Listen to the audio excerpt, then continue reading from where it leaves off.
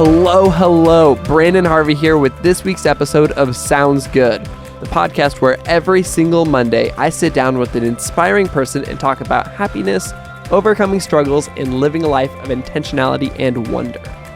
Today I'm talking with one of my all-time favorite musicians, Ryan O'Neal of Sleeping at Last. If you haven't heard Sleeping at Last music, well, I think you may be wrong.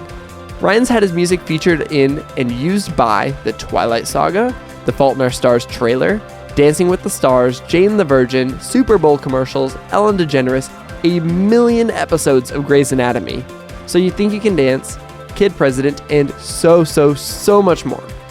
Outside of making beautiful, hopeful music that makes people feel and think, Ryan is an incredibly thoughtful and creative person, and I loved getting to talk with him. So without any further ado, let's just jump straight into this.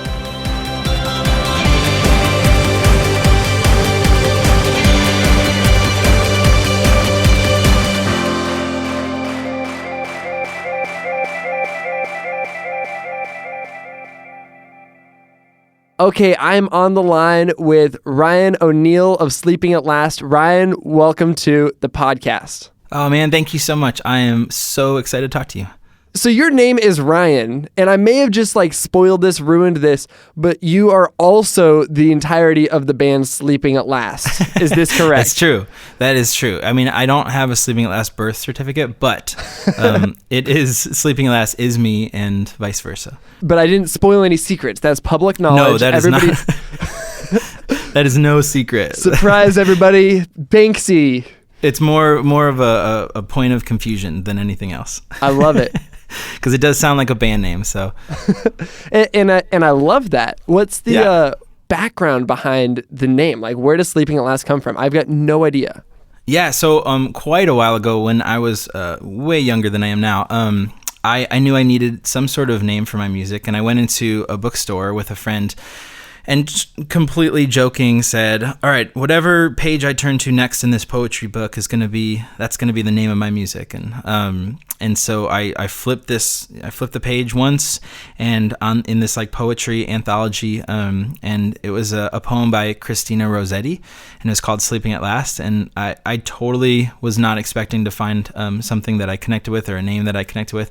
And it just made sense. So a few days later I was like, yeah, I think that was actually the way. That was the right path for the name of my music. And it's funny too, because the longer I make music, the more I realize that the name suits the genre of music I'm working on. Beautiful. It does get gentler and gentler as I get older. So that's amazing. I've always liked quieter music, but this is the older I get, pretty much when I'm 60 or 70 years old, it's just going to be me whispering. No music, it'll just be silence and then a whisper every 3 minutes. I like that a lot. Yeah, so the name works well with that. That's amazing. So how old were you when you came up with Sleeping at Last again? Oh man, it was probably 16 years old. That maybe is 15 nuts. years old, 16, 17. Because how old are you now? I'm 33 coming up in July. Yeah, so the name has been around for quite a while. And for a majority of your life, you've been Sleeping at Last. Yeah, exactly. So which I kind of love, and then I also the business side of that is probably not super smart, because you want to be the young, the hot buzz band of the whatever, and having the name been around for so long, it probably doesn't work well with that. But to be fair, it did start out. So I've always been the songwriter, and it's always been my voice. But it started out as a band with my brother and my friend Dan, and so they moved on to other things a few years into it. But so I carried on the name Sleeping at Last, which I sort of say is my journal. Yeah. So that's kind of where I put all of my every thought that I have is in these songs. So I kept the name going. So that's why it is a band name, because it was a band, and now it's just a solo dude. I've followed you for a long time. I've been a fan of your work. I did not know any of this.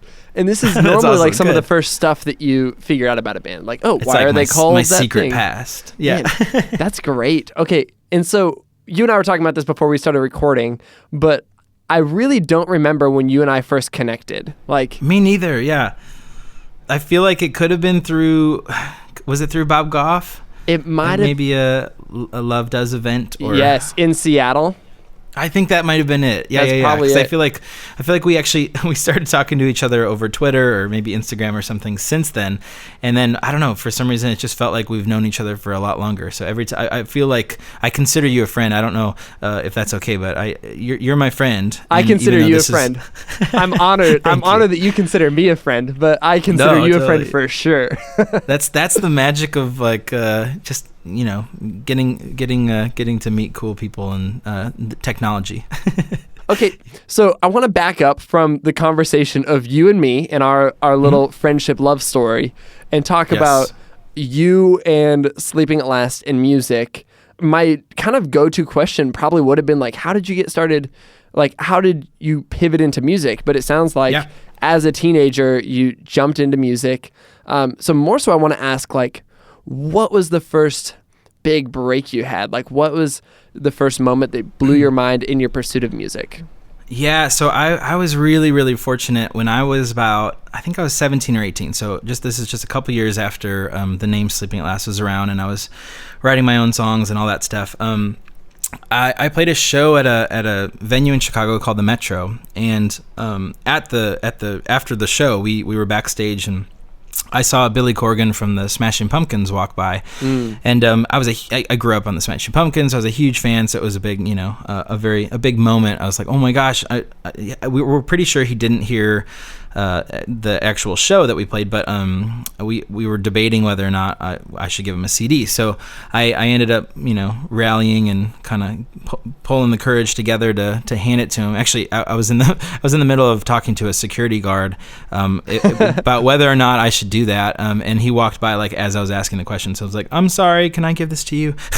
And Amazing. So Billy was super sweet, and he took the CD and said it was nice to meet you, and then that was kind of it. But then the next day, I think it was the next morning, I got a phone call from his assistant and said, hey, Billy loved your demo that you gave him, and was interested in getting together with you to work on some stuff if you were interested in that. And so that was like just a really validating opportunity to, one of my musical heroes thinking that what I did wasn't terrible. That's unbelievable. So that led to a friendship with him, and he actually told a bunch of record labels about Sleeping at Last, and that led to some showcases, and so eventually I ended up signing with Interscope Records. This was really early on. Wow. And so that was just such a hugely informative year and experience of my life, not only musically but just like as a young person turning into an adult. Like it just taught me so much, and in retrospect, it blows my mind that anybody would have taken like a young artist under their wing at that point. And so it was really cool that he did that. So that was my first. I mean, there was smaller moments that I felt like, oh my gosh, like I might be able to do this for a living, but it was really that moment that made it really seem possible and likely that I might be able to give this my best shot. So that's incredible. And so you kind of found success, or like so-called success, at an early age. Did you ever, and I don't want to say that like what I found as success, but like for me, I started shooting photos professionally when I was 16 years old. And, oh, so cool. And that was like really, it's basically been the only job I've ever had, minus a few like short-term odds and ends here and there. Yeah, like, totally. That's awesome. What's your, like, have you had to work other jobs? Have you always just been a musician? What does that look like? I have. So I've always been a musician, and I'm like half, I'm sure you feel the same way, but I'm half like super proud and super embarrassed that I've never had like a real job. Yeah. Like, yep, that's me too.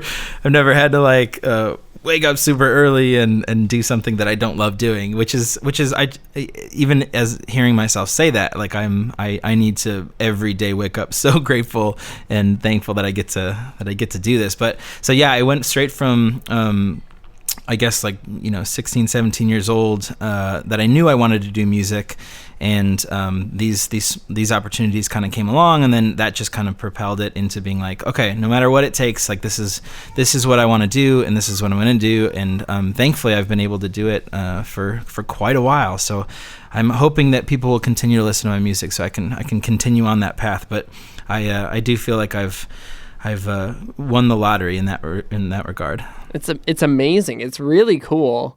What do you think that it is that gave you that ability to make this your life? Like, it's probably a weird question to ask, but do you think it's the passion? Do you think it's the drive? Do you think it's luck? Like, what? And you can just be like, oh, I played the fifth. Like, I'm not going to brag about myself. That's okay. No. There's some like really logical things. Like my parents, specifically my mom, was like the most supportive person of, if I told her, hey, I want to build rocket ships, like she'd be like, all right, let's figure out what a rocket ship starts with. Like, what do you need? So she has always been that way. And that's been like a huge, not only just emotionally as like a massive, just like confidence thing for a kid growing up with that, but also on a more practical level. Like she probably she definitely let me live in my parents' home for longer than probably most people should. And so that on a practical level was a huge help in me pursuing this and having a really decent shot at it. And then I think luck is a huge thing. I mean, I guess the luck has different meaning, but I call it it being a gift that I get to do this, and so I felt like it was a blessing. But at the same time, I also feel like the passion and drive. Like right around the time I was probably 18, I remember somebody asking me. I was having, I think I was kind of burning out. I was making that record for Interscope Records, and it was my first like big opportunity, and there was just so much anxiety around it. I put way too much pressure on myself, and there was actual pressure as well. But I just remember feeling like I just kind of went through a little bit of a darker place where my voice wouldn't work, and my body kind of shut down for a little bit. And so I remember talking to a stranger about music. He was just like a friend of a friend that I think we went out to. He was in the car of some, we were going out to dinner with somebody else, and he just happened to drop us off. It was like this really brief interaction, and he was going on and on about how. What a beautiful like miracle that I get to do this job, like, and what else would I do, and I like that for some reason that just like stuck with me. So from then on, like I always just, whenever I'm discouraged by whatever challenge is coming up with Sleeping at Last or music or whatever, I just remember that like there literally isn't anything on this earth that I'd prefer to be doing for work. That's like beautiful. I love music, and I love being able to express whatever's going on in my head in these songs. And so I feel like it's a combination of all those things that probably luck has the most to do with it. And so you kind of went down this path, and I think that one of the big things that I've noticed about a lot of the work you do, obviously you're creating, and we'll get into this later, but you're creating so much music at such a fast pace, and it's incredible.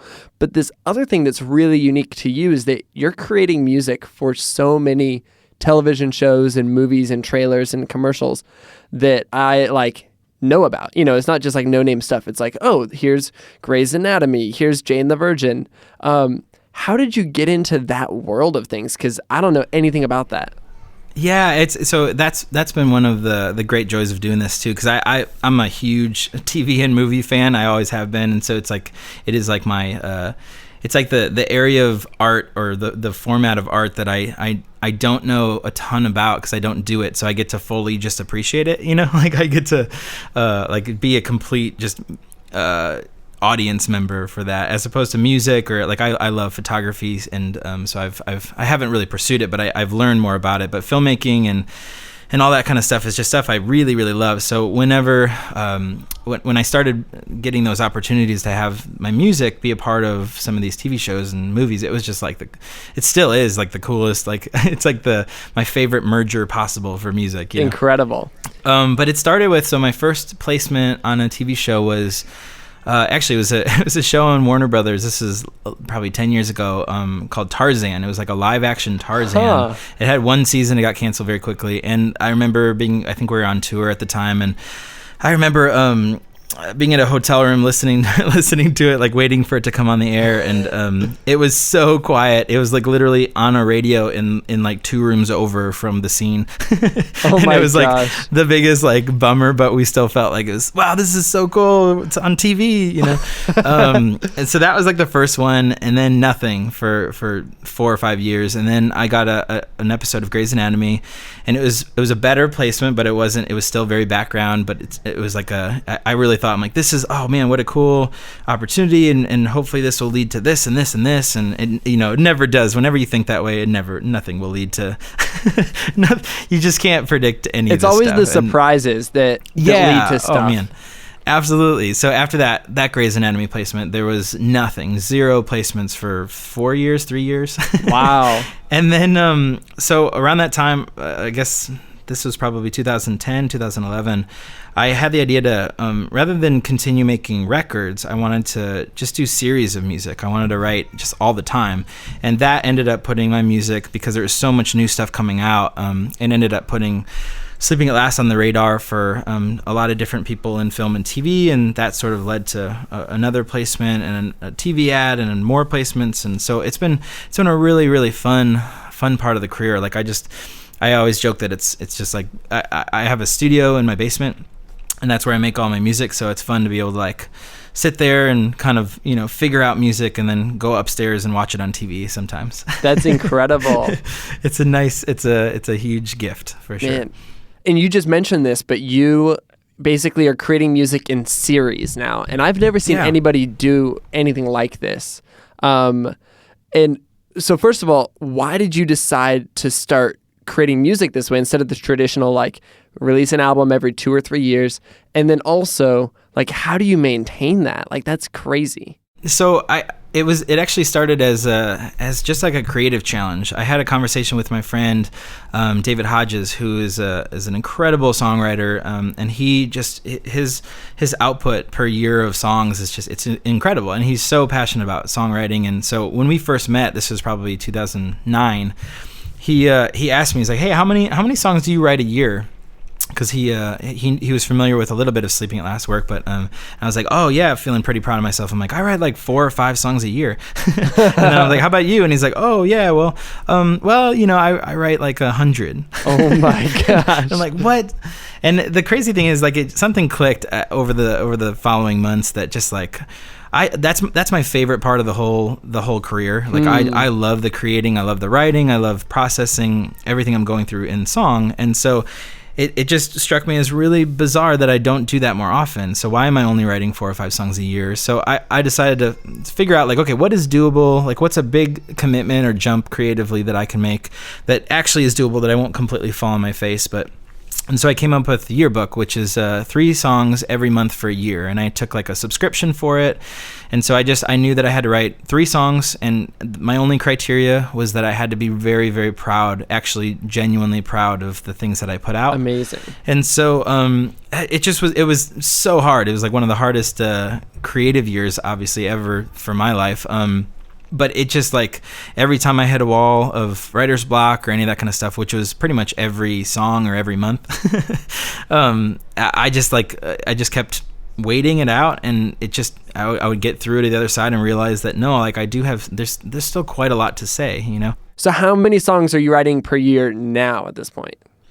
So it started with that 36 for Yearbook, and then that led to the project that I'm working on right now, which is kind of an even more like long form series of music. It's called Atlas. Yeah. And so the first year contained 30 songs, and then the second year, which is what I'm currently in, is called Atlas Year 2.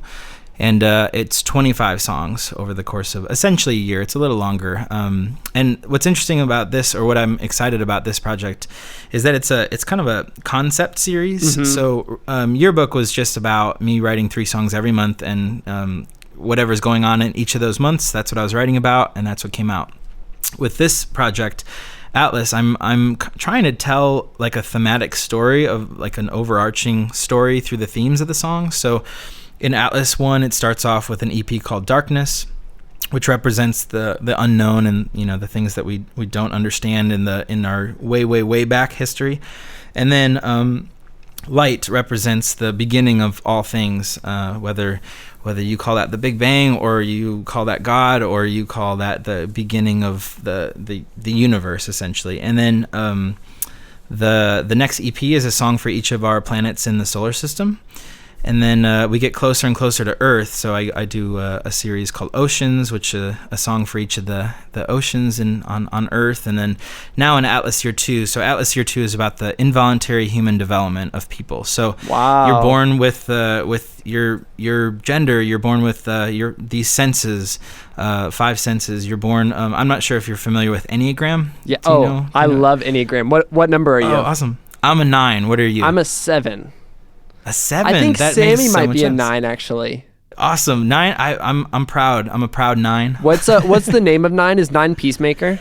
9's the peacemaker. Okay. Yeah. So the flaw of the peacemaker is running far away from conflict to a point of being very, very unhealthy.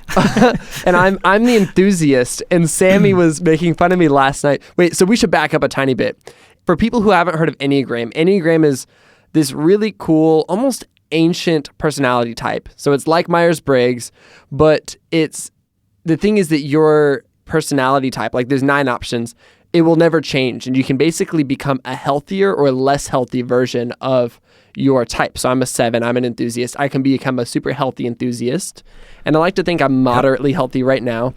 But then the cool thing is, if like my wife Sammy sees me in a place where like I'm being my unhealthy self, then she knows that there's external stresses and pressures on me.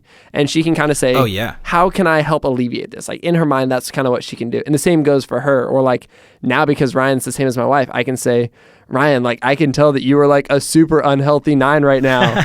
Oh no, you can tell through this interview?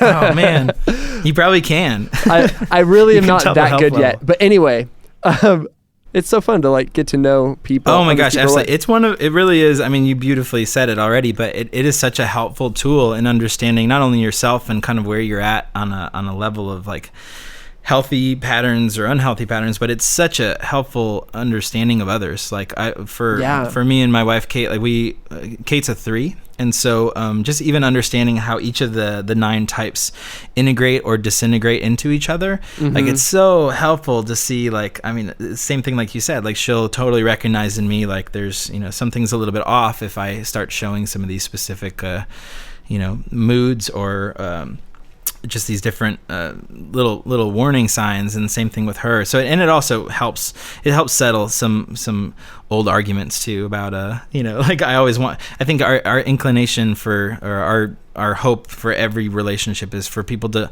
just understand a little bit more from like our perspective.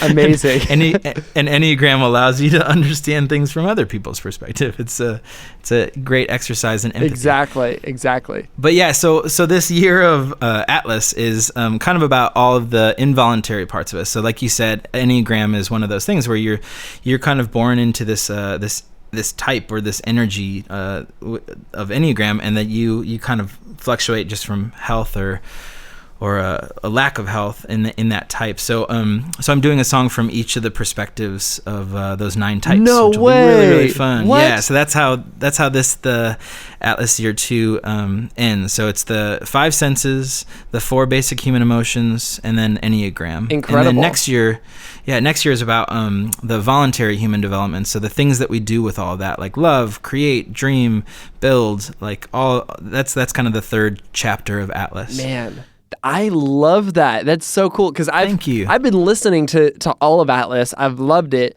but I actually wasn't following the pattern necessarily. Like no, it's kind of funny because it is overly complicated. Like I always joke that like all I want people to know is that there's new music coming out. The thematic stuff is just super fun for me creatively to like have a little bit of a jumping off point for writing. Yeah. Also, I just get I do a ton of research about each of these different subjects. So I just a few weeks ago got to go on like this 3-day Enneagram retreat with Richard Rohr and friends, and shut up. And it was just so fun to like soak up these brilliant minds thinking about these specific things, and then try to interpret those things in songs. And that was almost going to be what I wanted to pivot my question into is, I, as somebody who's trying to create more and more things, like I think I'm trying to become more of like a creator and less of like an emailer or a business person. I just want to create art. And so even today I sat down and I sat down at my desk in the morning and I was like, I'm going to write. And I had such a hard time getting things out there. What what advice, I guess, do you have for me as somebody who wants to create things on a consistent basis? What are a few little pockets of wisdom from somebody who's creating 30 songs a year? Man, so for me, I don't know if it's the same for everybody, but I know like the more time I take off in between writing or creating, the more nervous and scared of the process I become. Totally. So that's actually part of why I stopped doing albums, because I'd record one record and then go talk about it for 2 or 3 years, and you'd tour and you'd figure out how to perform those songs live, and then but when it came time 2 or 3 years later to record some new songs and start writing again, I just was so freaked out. I didn't know if I could do what I did before, or if I could hope to top it. It just was it would shut me down. So creating all the time is such a huge thing. There's a book called The Artist's Way. I think it's Julia Cameron. Are you familiar with that? Sammy's going through it right now. Oh, cool, man. Well, I think that's like the practice of the morning pages is such a huge, beautiful help. And I've said this so many times, and I'm going to misquote it, but it's somebody that not only am I going to misquote it, but I don't even know who said it originally. I love. Well, if you're going to misquote it and you don't know who said it, then it's essentially your own quote. Then it's my own quote. I'm actually going to just like put my name right by it right now. Perfect. There's this book called Songwriters on Songwriting, and it's a book about basically the songwriting process for all these different like legendary songwriters. So everybody from Paul McCartney to Tom Waits, and I'm not sure if he's in there, but it's everybody that you can, Paul Simon, everybody you can think of that is considered like a genius songwriter. And the theme and through the whole thing that I read this really, really young, and I'm so glad I did, because it has always been like a comfort. But the theme through all of these interviews is that nobody knows what they're doing at all. and one of those people said that songwriting and creating in general is like waiting for a bus. Like you hope that the bus is going to come. There's no guarantee. You can't control it. You can't figure it out, but you can make sure you're at the bus stop. Like the waiting at the bus stop is like the key to creating. You just make sure you're ready to get on there. Like that's all you can do. So that's advice that I have like held tightly. Just always create and always keep trying in spite of it feeling like it's not productive or good or whatever. I swear, like 98% of the things that I create, I don't like, and then the other 2% is the stuff I release.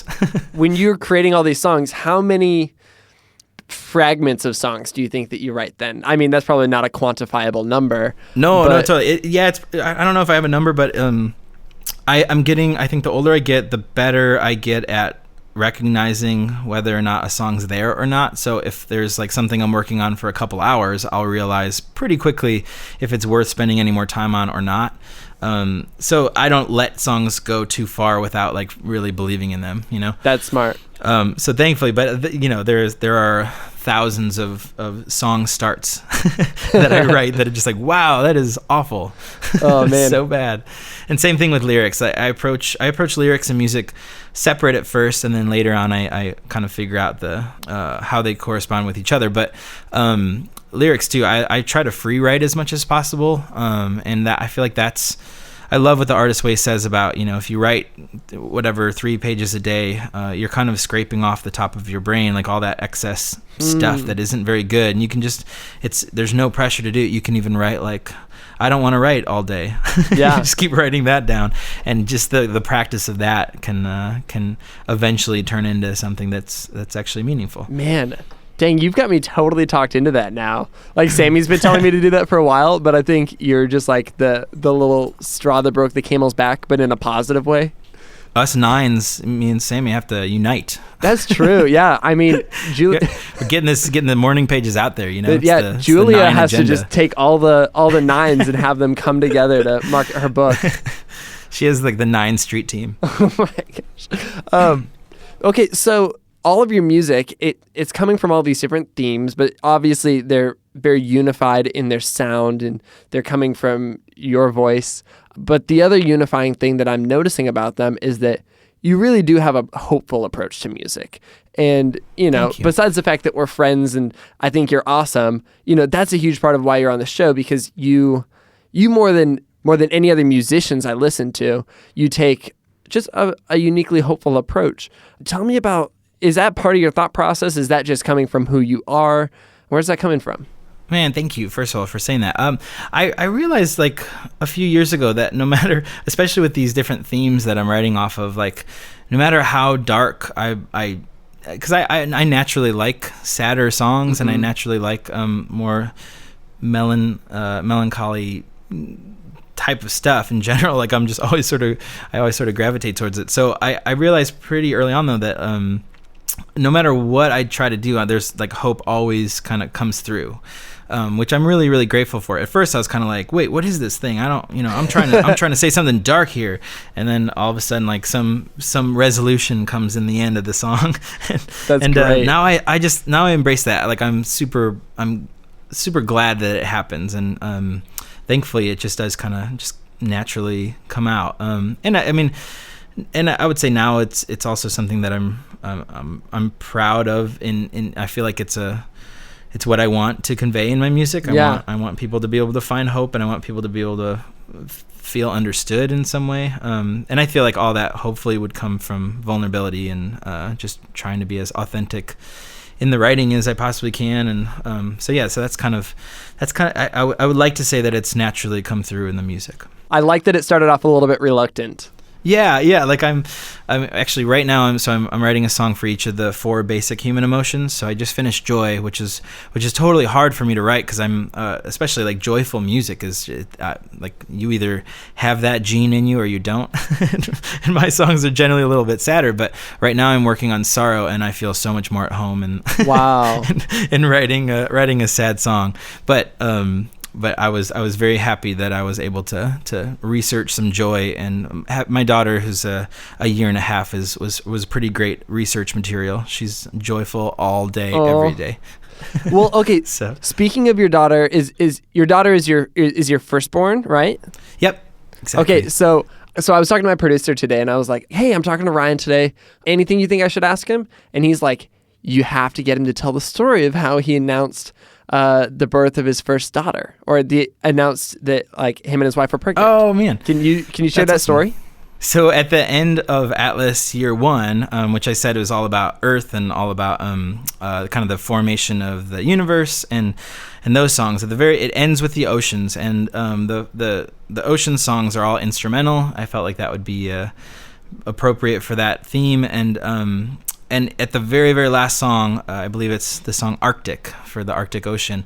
It leads into Atlas Year 2. It's the last song leading up to that. And so right around that time, we found out we were pregnant with Lily, our firstborn, who's now a year and a half. But we took her heartbeat from our first ultrasound and put it in that song. So that was kind of part of our announcement with that song came out right around that time. And then that led to, we thought that was, I love the idea of that being the segue from oceans into life.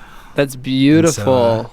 So yeah, and then actually following that, I wrote the song Life, which is the beginning of Atlas Year 2, and that's actually Lily's birth story. So the whole song is sort of the moment that we went into the hospital, and her birth story is in there, and is kind of a prayer for her, or it's kind of her song, even though many of my songs are definitely written inspired by her and for her, but this one was a little bit more direct. Absolutely incredible. I really love that. That's really sweet. Thanks, man. I don't know. Is that the story? No, that's exactly it. Yeah. Okay, good. Because I was like, dude, I think when we actually announced it on Facebook, because nowadays you have to do like campaigns. It's like this is our new product. For real, that's exactly how it feels. After I proposed, we waited an entire week to share stuff online because we were like, I mean, not necessarily because we were trying to like market it or anything, but we were just first of all, we wanted to keep it like secret for a little bit to tell everybody. And then we were kind of like, well, let's like do it with a good photo. Do it out. Oh wait, let's figure out what our caption is. It's so cheesy, but we put a lot of work into our campaign for Lily. And we did for we're actually pregnant with our second little one, who's going to be due in October. Yeah, so end of exciting. I'm pumped. It's going to be fun, and it's another little girl, so we're super excited. It'll be a lot of cute going on. A lot of cute. That's so sweet. So something that I've noticed looking from the outside in, because I studied marketing and advertising in school, and so I have a little bit of a business brain. But it seems that you have the most unique business model for what you do. It seems like you really don't tour. You license a lot of your music. You've built a community of people who are excited to download your music when it comes out. What was your thought process on doing this? And then like, what's the upside? Because I would imagine that this is really cool to allow you to be at home and to be with family and yeah. Yeah, absolutely. That's a great question. So I love the business of music too. Like I feel like it's, I'm not nearly, I definitely sometimes I pretend like I know how to do it, and I realize that I really don't. But I do get really excited about it. Like even that first yearbook project that I was talking about, the series of music. When I started doing that, that creative structure led to like the creation of the subscription model for that. Like it just was kind of a means of doing it. It's like, okay, well, there's a lot of music coming out. Well, we have to figure out some way to communicate with the audience that is interested in that. And so what does that look like? And so that has led to, that's an instance where like the creative has informed the business end of it. But I get really excited about the business stuff, and I have amazing help from my manager who's way better at business than I am. But it's a really great team. So we just sort of like, I don't know, especially for not touring as much anymore, that has mostly been a result of just creating all the time, which is more of just a decision that I just want to make stuff more frequently.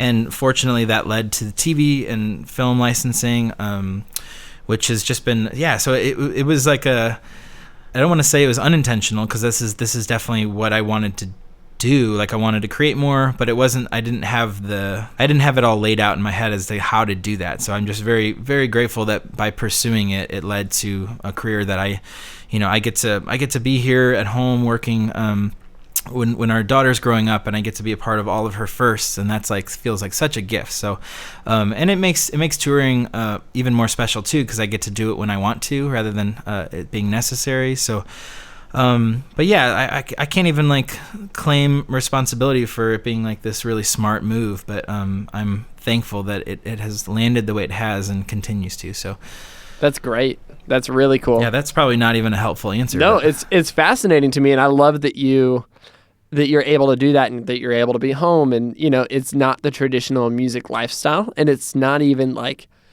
it's not even really the glamorized lifestyle. Yeah, no, totally. Like it is, but I remember maybe about 5 or 6 years ago, the band Wilco, like they're in Chicago as well, and they I've seen the Wilco buildings in Chicago. Oh, nice! Of course. They like from the outside, I always just thought like, wow, like they have a really like it's seemingly strong family life, but they seem to be making a lot of music, and they I don't know if touring is a necessity for them or what, but so I always kind of looked at like, oh man, I would love to try to make a career that looked a little bit like that, and so that was some of the, I guess, the seed of trying to figure out what was next for Sleeping at Last. And but yeah, it's a weird thing, because I always struggle with scarcity versus abundance. Anytime anything goes well in my life, I'm like, all right, lock down the fort. It's all gonna end tomorrow, so everybody don't get used to this, and I'm learning to like value and trust and appreciate abundance. Like just to really, I feel like it's a disservice to not enjoy the good that's put into our life, and so I'm trying real hard to lean into that, and not go into like this mode of fear. Me too, man. Me too. But it's hard. It's a weird, I don't know. I'm sure it has something to do with like earlier wiring, but it's a lot of undoing that wiring going on. It's okay. We've got some time. That's right. Yeah, that's a good way to look at it. Okay, so right now you're finishing off Atlas year 2. You've got a baby on the way, but what's kind of long-term next for you? Do you want to get into more composing? Do you want to continue series? What does this look like for you? I definitely think that continuing series is fun for me. I mean, I've got Atlas, like I said, will go on till at least year 3. So I know that's coming ahead, but long term, I think that, as long as people will continue to listen to the songs I write, like I think I'll be doing it anyway. You know, I have to. Yeah. It's now it's become such like a therapy for me that I think that if all of the listeners disappear, I'd still probably be doing that. But I think long term, I would love to do more film composing. I've got a couple opportunities coming up this year that I'm excited to try out. So fun. More film composing, and I did my first feature length film last year called Many Beautiful Things, which is a documentary that was really, really beautiful. No pun intended.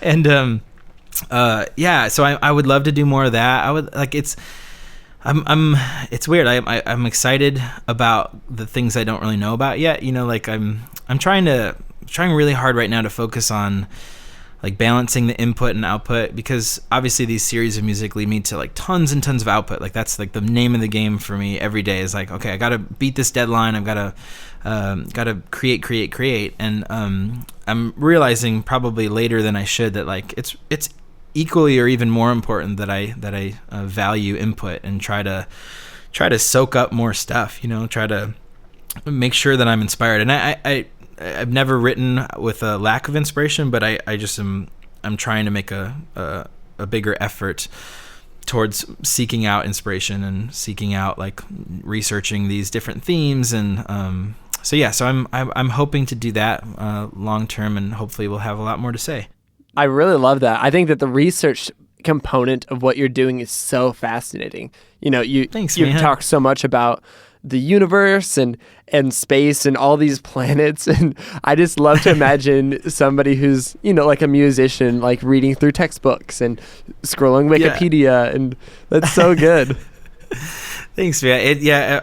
I call it research, but I mean it's mostly fun because I watch so many documentaries and videos about stuff, and and yeah, like so far there hasn't been a theme that I've had to research where I'm like, man, this feels like school. Like I don't want to be doing this. It's super fun, and it sounds cooler if I call it research rather than like, oh yeah, I watched a video. No, just kidding. Well, on that note, I do want to transition into these questions that I ask people every single week. Yeah. And for the sake of making this transition crazy smooth, I'm going to switch the order around. What are you consuming that you love right now? Oh, okay. I just read a book by my friend Mike Foster. It's called People of the Second Chance. Yeah. And it comes out later this fall, and it's beautiful and wonderful, and I'm really excited for people to get their hands on that. I'm sure you're familiar with Science Mike. Yes. McHargue. I think he's a friend of mine, so I call him Mike McHargue. Is that correct? Are you familiar with how to say his last name? Sometimes in my brain when I read it, I say Mike McHargue, but I would imagine that's not correct. And so, I think Mike McHargue might argue that. Get it? You see it? Oh. Okay, so definitely please delete that. We're keeping that joke in for sure. It might be Mike McHargue, Maybe. and I think I've asked him, so it's good on me for remembering. But Science Mike is a great thing to call him because it's very Googleable. Exactly. So a friend of mine named Science Mike is putting out a book later this fall as well that I got an opportunity to read early, and it's so great, and it tells his story, and yeah, so those book-wise, that's been keeping me extra inspired. And then I have a deeply rooted passion for Pixar films. Oh, I know that. I follow your newsletter. I know that you recommend every Pixar movie that comes out. Oh my gosh, they are like part of having kids. Actually, was like the thing that I was one of the things I was most excited about was like, oh my gosh, I get to make people and show them Pixar movies. Like, welcome to Earth. Here's Pixar, the best of. And Lily's actually, she's old enough now. We took her to her first movie, which is Finding Dory, and she loved it. And she's watching movies at home, but that was the first like theater movie. And she just like is obsessed with The Good Dinosaur. Aww. And so yeah, so Pixar, like as a company and just their creative philosophy and their art and just the care that they put into the story, and man, I endlessly am inspired by what they do. So that's another part of inspiration right now. Man, those are good things. Thanks. And actually, so I mentioned earlier, but I got to spend a little bit of time with Richard Rohr, and so reading a little bit more of his writings has been hugely inspiring as well. So Man, I'm going on vacation next week, and maybe I'll pick up a Richard Rohr book to take with me, because that actually sounds really interesting. Oh, cool. I mean, Falling Upwards is what I just read, and it's wonderful. That's cool. I'll have to check that out. Question number 2 / normally number 1. How would you describe the kind of person that you most admire in the world? Oh, that's really hard. I would say, man, they sound like such cliche words, but loving, compassionate, like those are the people. And I feel like that are confident in their voice in the world. Like those are things that I feel like are like, I always admire the people in my life that are that way, and try to glean as much of that as possible. That's great. I fully feel the same way. I think that there is something interesting about that keyword of like confident in their place in the world, because when I'm like picking people for this podcast, I would never like put in the show description, oh, I'm looking for people who are confident in their, or like Brandon has interviews like confident, powerful people. We're having interviews with people who are confident in their place in the world, but that is something that is really admirable, and I think that it says something about maybe their understanding of their identity. It's saying... Yeah, and I almost mean it in like humility, like in a way that they're like confident in who they are, and that creates this like humility to not only like understand who they are, but also to move forward and do their whatever their gifting is, Yeah, man, well said. That's probably a terrible answer, but you can do with that what you will. I'm just going to edit all of this to be really controversial. So smart. Yeah. The opposite. It'd be like, I hate Richard Rohr. Like, whoa. We're just adding like me saying hate, or a little robot saying hate. My last question is, based on the ways that you've chosen to step out and live your life differently, what's one thing you'd encourage someone else to do in their own life today? So I recently heard, and Richard Rohr said this, and I don't know, I think he was quoting somebody else, but it has been like recently proven that negativity is sort of like Velcro in our brains. Like we cling to it. We wanna like wrap ourselves in it. And like goodness and joy is actually more like Teflon. Like it just slides off of us. And it's proven that if you choose to savor something positive for 15 seconds or more, it actually has like a positive impact on your life and your brain. Wow. And so I feel like that's a really like solid like day-to-day effort. It's something that people should try, and something that I'm constantly working on right now. But so how do I practically do this? What does that actually I feel mean? like it's like the most generic example I can think of would be like if you see a sunset. Like I think it's so likely. I mean, you're actually probably better at this because your eye is constantly like scanning for beauty, and you are savoring it in photography and in what you do. And I think I try to do that in music. But if you see a sunset, and like I think that our natural response is like, wow, that's beautiful, and then you're done. You know what I mean? And then you move on and you make a phone call or you check your email or whatever. I think it's just a conscious like, okay, I'm gonna take a little bit more time for that, that kind of thing. And another thing that I've been trying to meditate every day, and I hesitate even saying the word meditate because for most of my life I've sort of felt like I don't get it. I don't know how people meditate.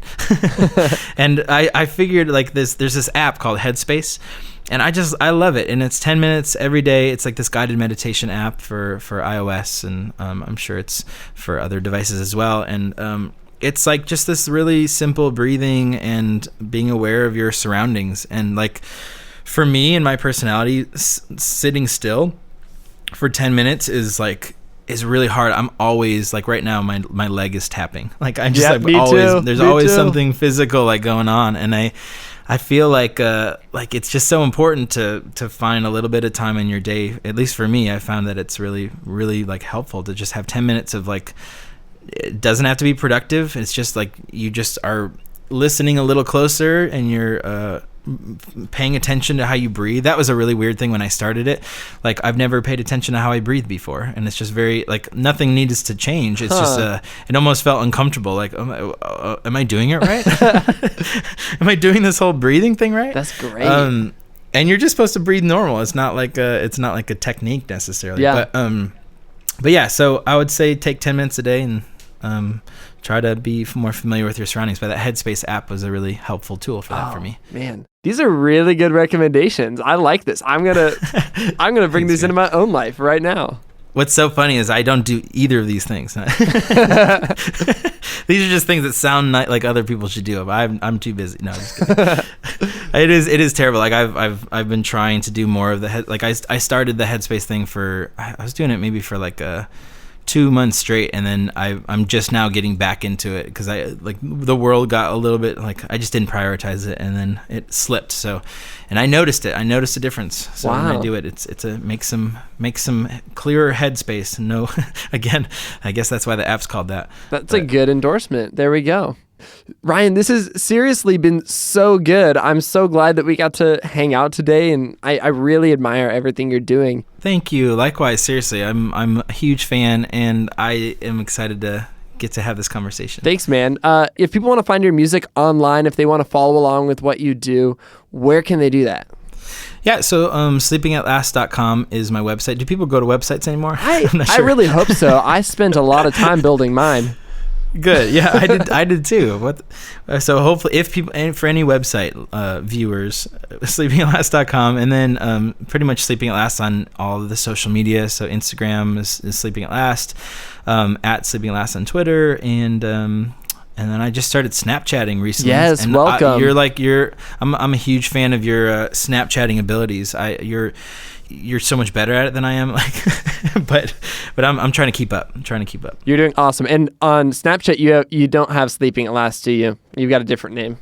That's true. Thank you for telling me that and reminding me, because I was frustrated when I found that out. It's Sleeping at Last 1. Oh, I mean that's probably the best thing you could have done. It's I was like official sleeping. No, that's too long. Oh wait, is it too late for you to change it to Snapping at Last? Snap. Oh, no. I'm gonna do it unless somebody beats me to it. Oh, I won't release this until you do that. Yeah, just hold off until I can get my Snapping at Last name. Well, Ryan, seriously, this has been so good. Thanks so much for being on the show. Thank you. Seriously, it's been a treat.